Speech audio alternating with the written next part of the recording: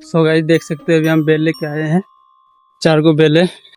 So hello brand कैसे आप सब, उम्मीद करता हूँ कि आप सब बहुत ही अच्छे होंगे। गाय है और 2 गो बेले पे लेके जा रहे हैं क्योंकि घर में मम्मी पापा सब गए हैं खेत, धान रोपने के लिए गए हैं। हम लेके ले घर में। ये हम लोग का नदी है, हम जा रहे हैं छाता लेके। कैसे दिख रहे हैं हम आप लोग अंदाजा कर ही सकते हैं।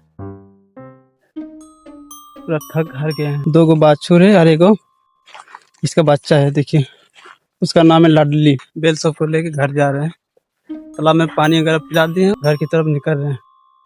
आज का मौसम बहुत अच्छा है, चारों तरफ देखिए हरियाली हरियाली है। और मम्मी पापा गए हैं खेत में, मेरा सिस्टर भी गए हैं क्योंकि आजकल का दिन में ही सब कोई खेतों में काम करता है, इसलिए हमको आज बेल लेके आना पड़ा था। काम तो करना ही पड़ता है, ऐसा भी हालत हो।